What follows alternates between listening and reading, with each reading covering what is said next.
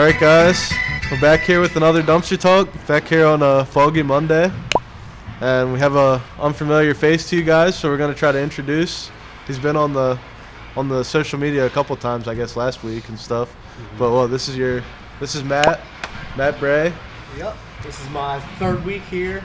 I've been in the scrap industry for about 12 years. I was at a previous yard, J&K Salvage. Yes, they had a auto shredder, so this is a little different atmosphere than there. A lot more sorting is done here than at the other yard I was at. Typically over there we would just separate it into light iron or prepared and unprepared.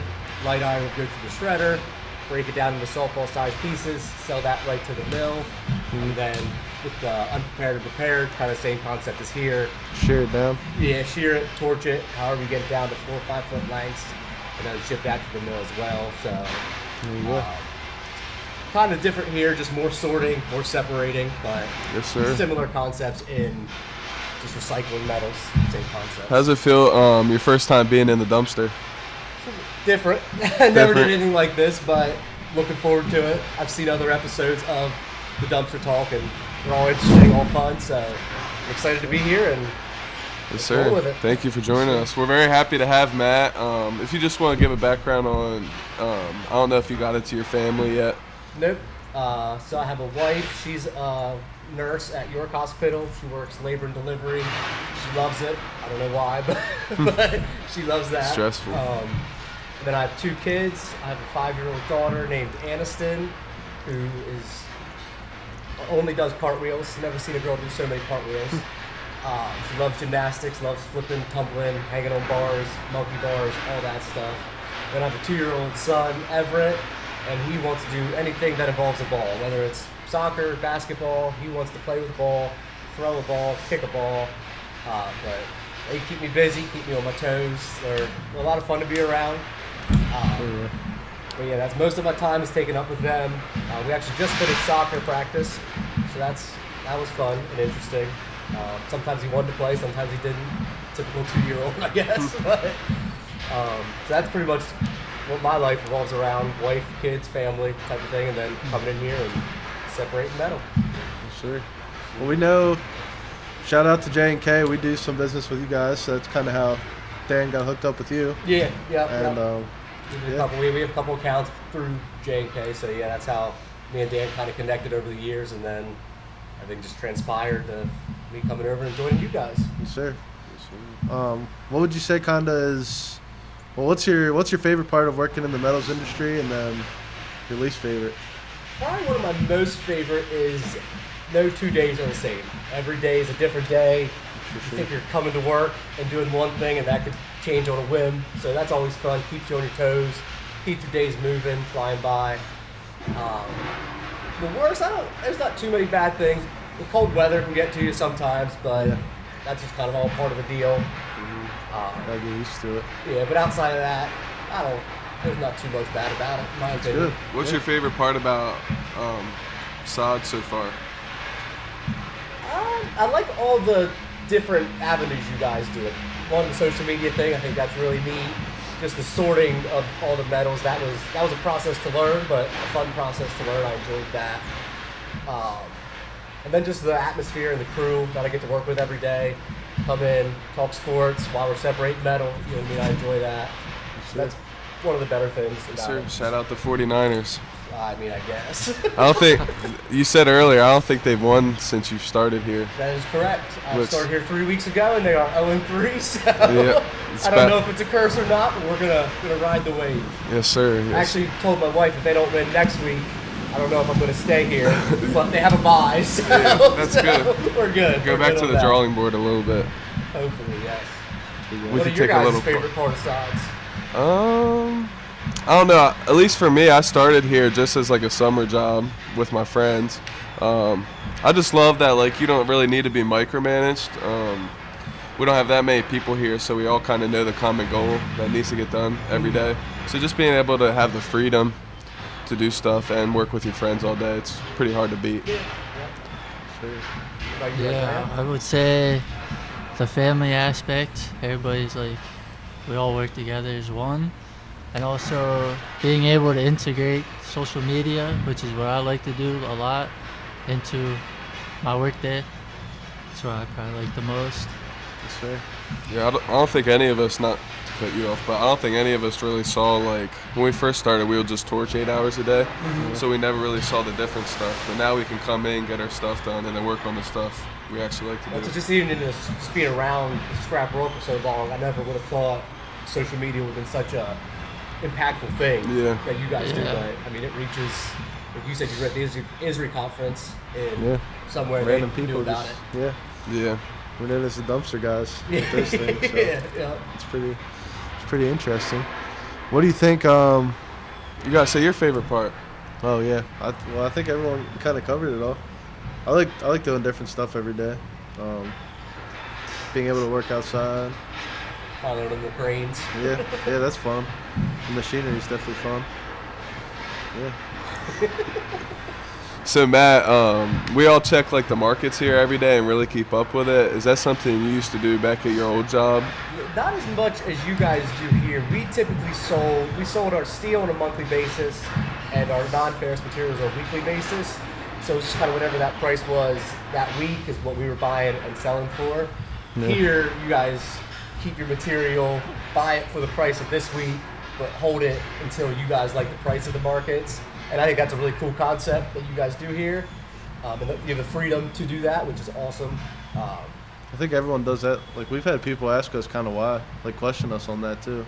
So I think everyone does it differently. Yeah, I think so, yeah. Because I think a lot of people do buy it and sell it just so their margins kind of stay the same. Or you guys try to maximize your margins, and I think that's a big win for you guys. You have the flexibility to do that, and I think that's Buy a the great dip. thing. Buy the dip. Buy the yeah. dip the dip. and sell the peak. Always buying. Yeah. What do you think? How did you like your first kind of project here? Was cleaning out the old shed and getting all of our copper into inventory and stuff. Yeah, that was fun. When I first got here, it was a little not as organized as I would have thought, but we were able to shift all the copper into loads, get that kind of into inventory, and then now we have a lot of space to work with on our mixed loads, a lot of freedom. We can probably hold material a little longer now for the price since it's nice and organized. It's definitely going good. Yeah, yep. We've just, separated into high-grade loads, low-grade loads. So that all went pretty smoother than I would have thought, but it went smooth, and it was a good first project. I enjoyed that a lot. We're getting there. Did it take a little bit to get used to it here? Because I never really started a new job as like an adult, really, I would say. So going from, I feel like one day you were there and then the next day you were here.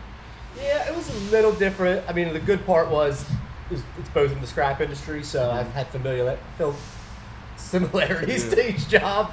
So I kind of knew my basis when I came here. So it wasn't a total change up. Like I wasn't going from one job to a completely different job. Just the way you guys structure things is a little different. So learning that, but other than that, I mean, it was kind of a easy transition into here. So that was good. We can get it. Like, What'd you do before working in the metal industry? My first job was at Giant, and I was a cashier. And then I went and worked in their produce. Isaiah worked at Giant. Oh yeah, I used to work at Giant too. What'd you do there? Grocery and dairy. There, okay, yeah. I started as a cashier. I didn't really like that too much. Then I went to produce and learned all the fruits and vegetables. So That's always fun. fun. Yeah. Yeah. And then how'd you hear? Like, how'd you find this? Yeah, did you always have like interest in? Actually, no. I wasn't familiar with the industry at all growing up. I would have never guessed you could recycle cans and get money for them.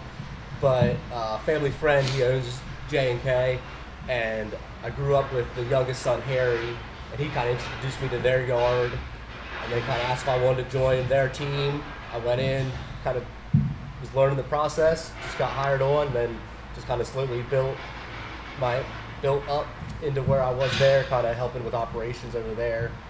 I actually remember the first time I went into the scrap yard, he was separating aluminum, copper, and brass, and he was finding copper and brass like nothing, and I was dumbfounded how he was seeing it.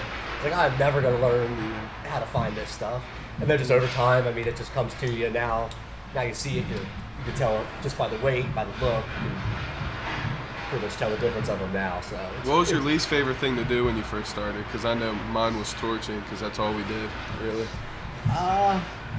Probably like just shoveling and just that hard manual labor. Yeah. Like that just wasn't fun. I remember we used to sell bulk salt, and it would come in a rail car. Salt would drop out of the bottom of a rail car on a conveyor and then run up. But sometimes the conveyor would get stuck, but the salt wouldn't stop running, so it would just overflow things. So we had to go down in like the pit and just shovel salt onto a conveyor. And that was just, I remember those days were just not fun. Yeah, I can imagine. And you said you're from around the York area, right? Your whole life? Yeah. Grew up in New York. Graduated from Red Lion. Played basketball for Red Lion. That was about the only sport I played there. But big basketball fan. Now I'm more of a NFL guy. I'd rather watch the NFL. I didn't play football much.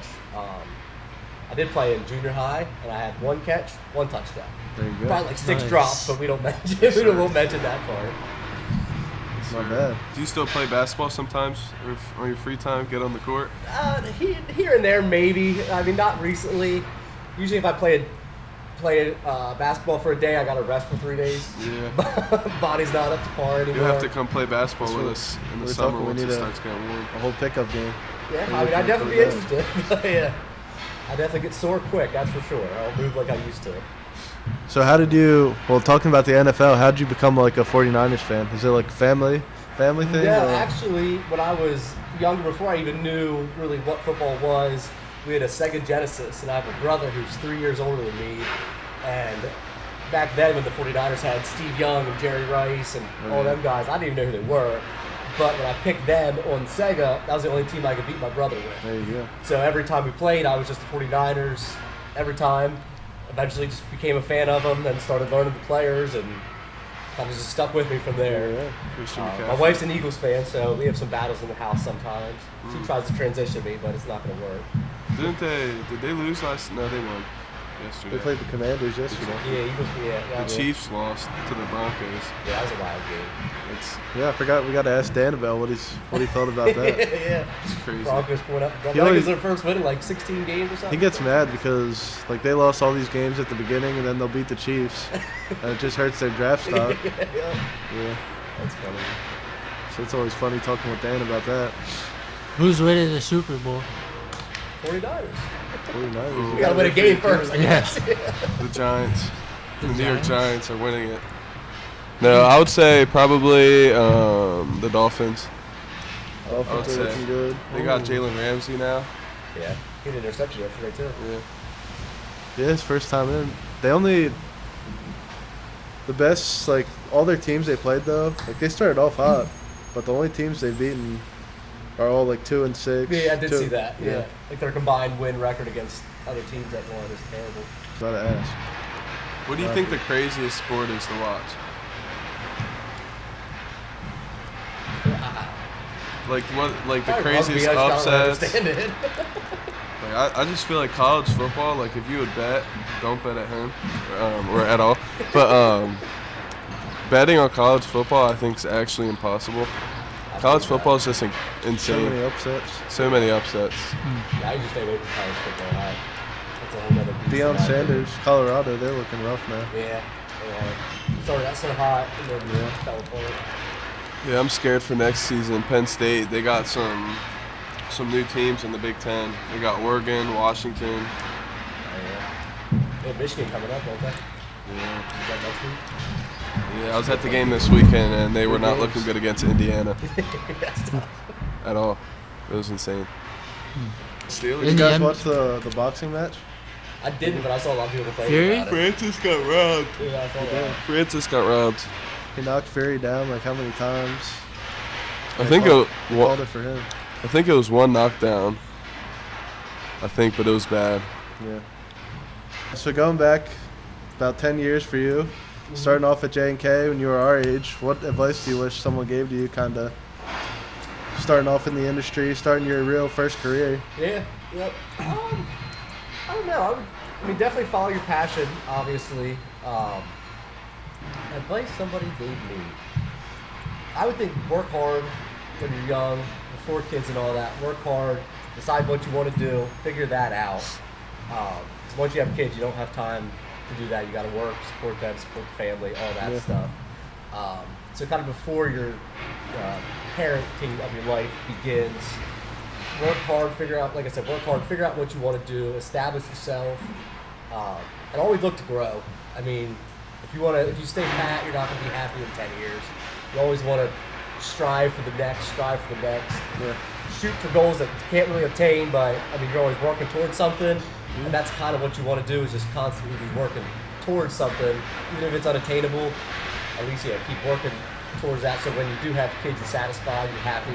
Then you keep growing as well, but you won't have as much free time to do all the work like you could before. What's And your same with, favorite? like traveling and stuff, do all that before kids, get all that stuff done. That's good advice too. And then, like I said, because once you have kids, that's your time's pretty much spent. How do you, I learned like- that pretty quick. What's like the best? Well, every time we ask this question, people kind of say there's no real answer for it. But how's like the work-life balance? Like, what do you have any advice for that kind of? Not too much. I mean, I do a pretty good job of I like to keep work at work, keep home at home, but I can integrate them as well. That's not a big thing for me. I don't mind taking work home, and I don't mind bringing family to work. I mean, I try not to bring my problems and any of that, but none of that.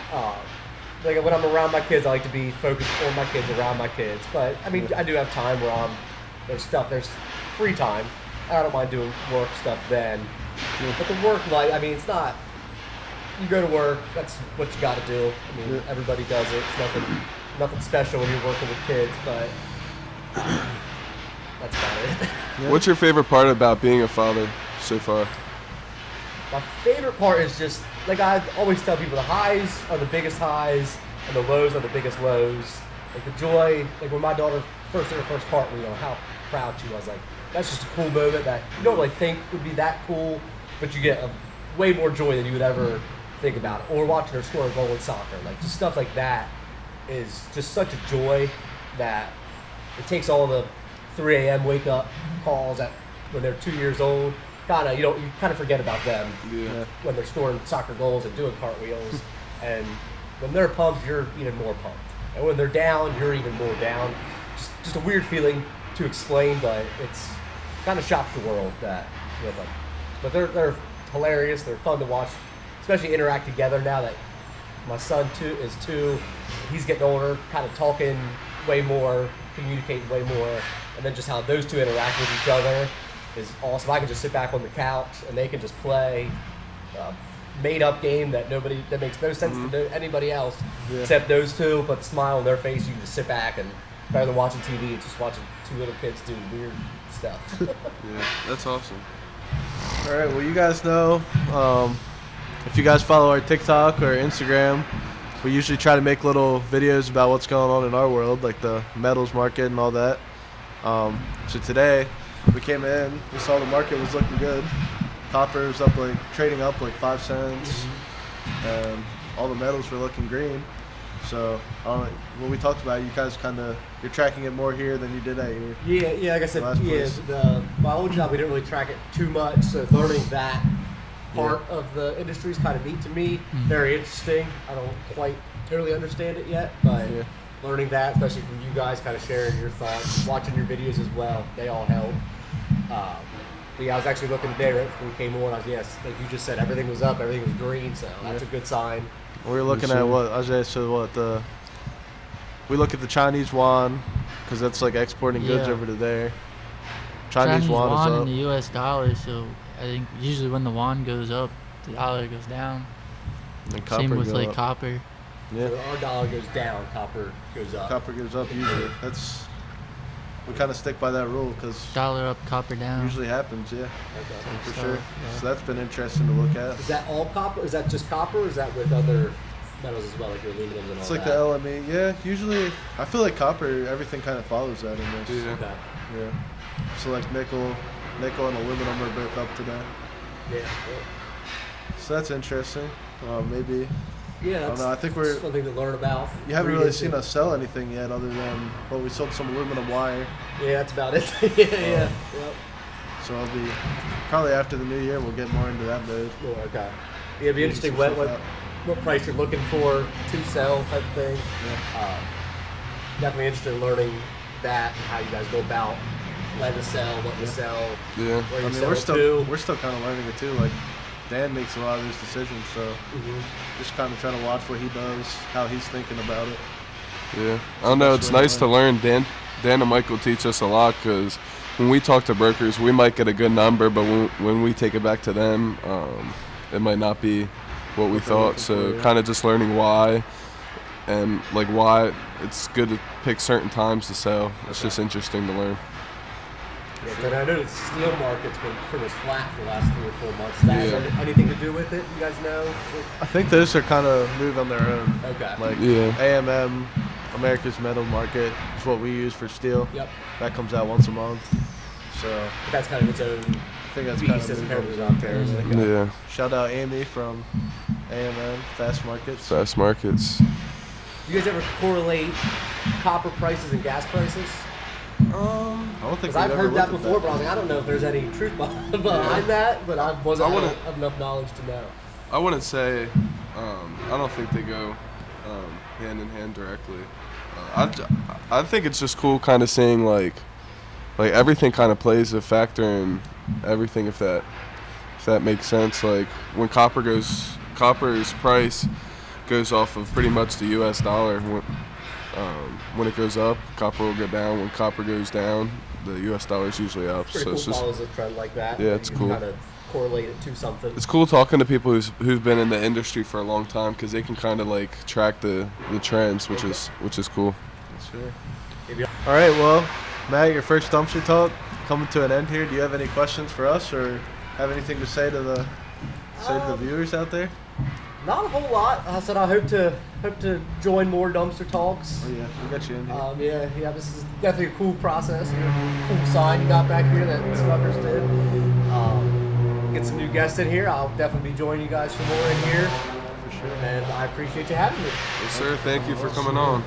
Yeah, guys, hopefully this gave you a good kind of a little bit of knowledge about our new crew member here, and hopefully you guys enjoyed it. We'll see you on the next one.